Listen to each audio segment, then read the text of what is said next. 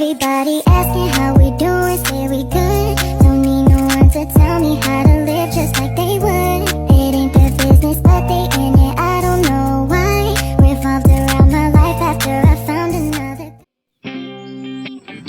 Assalamualaikum warahmatullahi wabarakatuh. Apa kabar semuanya?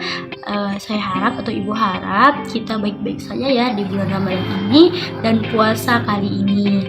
Nah, sebelumnya perkenalkan, nama saya Helvitiana dari siswa Universitas Islam Negeri Sumatera Utara.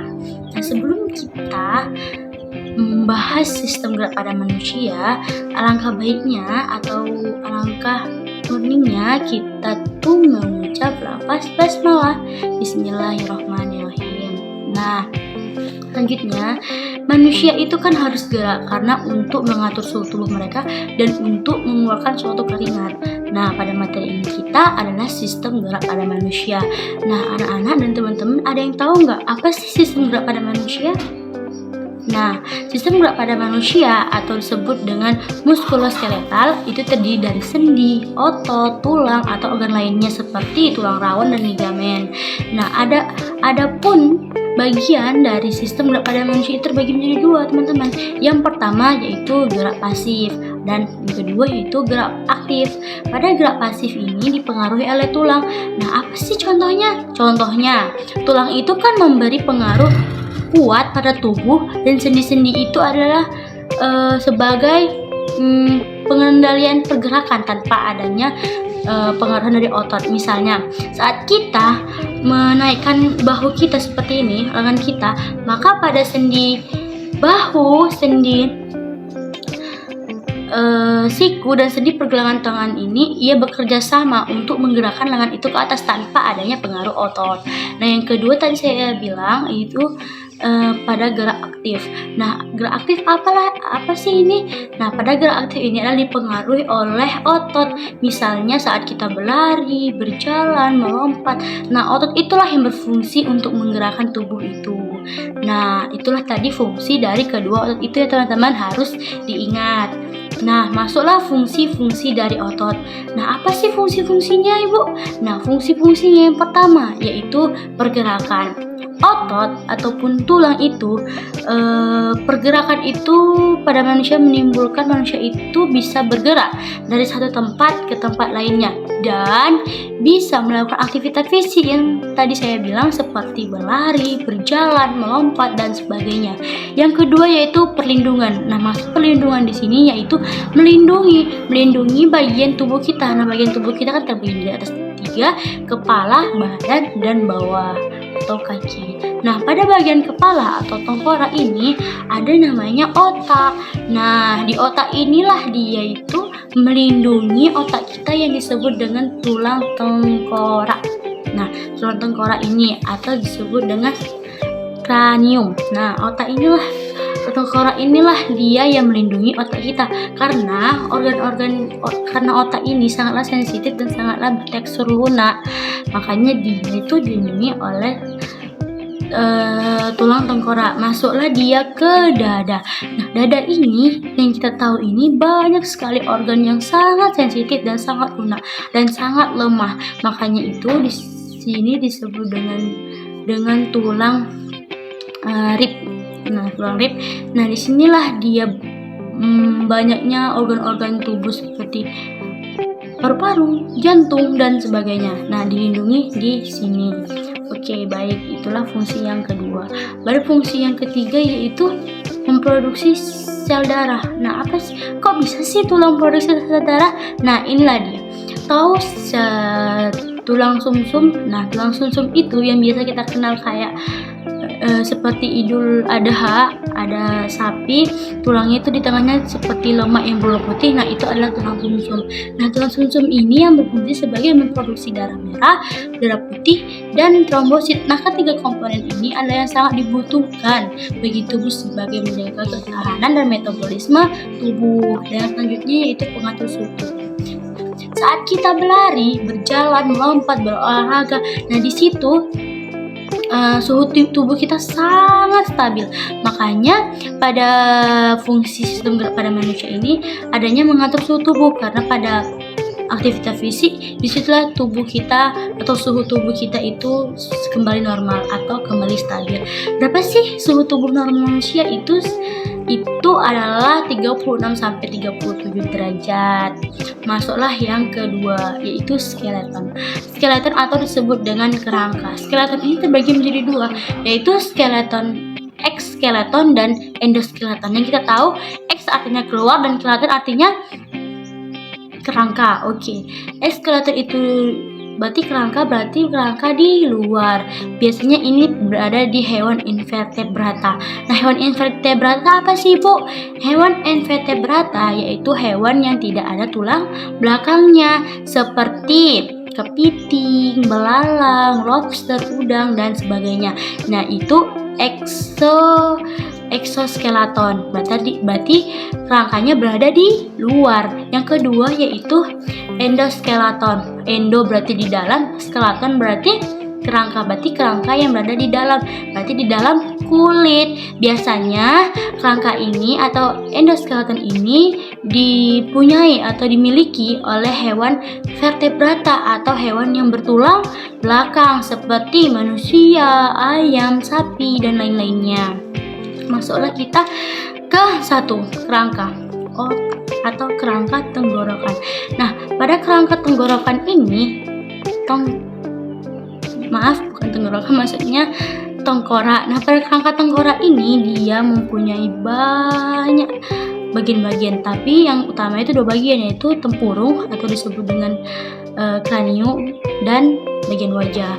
Oke, di sini saya akan membahas tulang-tulang yang berada di tulang tengkorak. Yang pertama yaitu frontal, parietal, temporal, occipital. Masuk ke hidung, nasal, maxilla, mandibula, zygomaticus, masuk ke sphenoid dan ethenoid. Nah, itu adalah kerangka pada tengkorak. Dahi itu disebut dahi, ubun-ubun, pelipis, tulang belakang, hidung,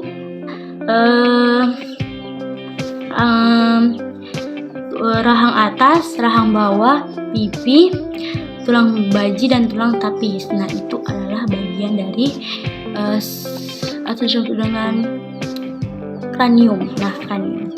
Oke, baik. Pada sistem gerak pada manusia ini bisa kita disebut dengan dua, atau tulangnya terbagi menjadi dua pergerakan. Yang pertama itu pergerakan atas dan pergerakan bawah. Nah, pergerakan atas ini bisa kita sebut tangan. Nah, ini ada clavicula, scapula, humerus, radius, ulna, karpal, metakarpal, dan jari adalah palaks. Nah, selanjutnya yang kedua yaitu sistem gerak pada bagian bawah. Apa aja sih? Masuk bagian bawah itu pelvis, bagian punggung atau bagian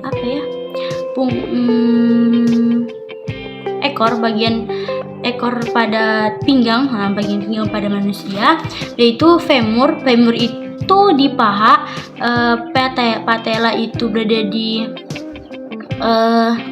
lutut, tibia itu tulang kering, dan fibula itu tulang betis. Masuk ke tarsal, metatarsal, dan larynx. Nah, itu tuh juga sama ada metatarsal, tarsal, nah sama juga sama kayak tangan dan kaki. Nah, itu adalah pergerakan dari dua bagian tubuh. Nah, itulah tadi bagian tubuh. Masuk ke bagian dada. Nah, apa saja di bagian dada? Masuk ke sternum. Nah, sternum masuk ke rib itu bagian dada. Rib masuk ke belakang. Itu ada cervical vertebrata, masuk ke lumbar vertebrata, masuk ke sosik. Nah, sosik ini apa sih? Sosik itu adalah tulang ekor. Baik. Masuk ke bagian dari otot. Apa otot itu terbagi menjadi dua, otot lutut, otot polos, dan otot jantung. Otot polos itu adalah otot yang dia bentuknya seperti kapal melengkung. Itu berada banyak di bagian organ, di dalam organ. Otot lurik yaitu adalah otot yang dia silinder, yang berada di luar kerangka yang berada di luar apa ya namanya, di luar bagian organa, dan adalah otot ketiga, otot jantung. Nah, otot jantung ini otot yang bentuk silinder juga, tapi dia diutamakan di bagian otot jantung ataupun yang bagian-bagian lainnya. Nah, itulah si otot. Baik, masuklah ke kelainan pada sistem tulang pada manusia. Yang pertama pada tulang. Nah, pada tulang ini kita sebut dengan fraktura. Fraktura ini adalah tulang yang patah atau tulang yang retak. Ini disebabkan pada adanya gerakan atau benturan yang sangat-sangat keras. Biasanya kita lihat itu di televisi, kayak pemain sepak bola, seperti pemain sepak bola internasional ataupun negara kita. Nah, di situ kan banyak permasalahan pada medis yang kita sebut dengan fraktura tadi ya. Itu misalnya pada kiper itu sering kita lihat itu pada tulang wajah ya, tulang wajahnya itu banyak yang patah ataupun retak karena adanya tadi gerakan cepat atau gerakan kuat pada bola tersebut.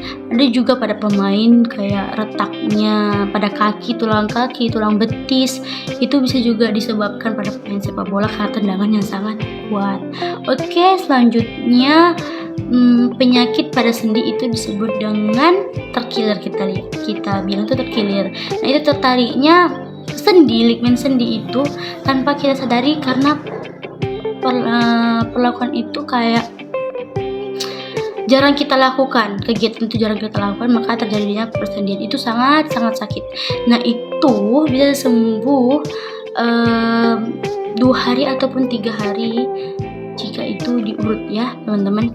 Masuk yang ketiga yaitu pada tulang, itu skoliyosis. Nah, skoliyosis ini adalah pergerakan tulang, tulang belakang membelok ke samping. Nah, itu adalah skoliyosis. Nah, yang kedua yaitu kifosis. Nah, kifosis ini tulang belakang bergerak ke belakang. Jadi dia tulang belakang bergerak ke belakang. Nah, itu adalah kifosis. Sedangkan lordosis itu adalah tulang belakang ke depan, membentuk ke depan, itu kayak membungkuk. Nah, itu adalah penyakit lordosis. Nah, penyakit skoliosis, kifosis, dan lordosis ini terjadi karena akibat posisi duduk yang tidak baik atau tidak bagus ya menurut medis, makanya terjadi perubahan tulang terhadap bagian tulang belakang. Oke, terima kasih. Itu saja pada materi sistem gerak pada manusia. Nah, jika ada pertanyaan untuk anak-anak ibu, maka bisa di kolom komentar ataupun di materi selanjutnya. Nah, materi ini akan saya sampaikan lagi untuk ke materi selanjutnya. Oke, semuanya sudah paham semuanya. Baik, saya akhiri. Assalamualaikum warahmatullahi wabarakatuh. Sehat-sehat semuanya. Everybody asking how we doing, say we good. Don't need no one to tell me how to live. Just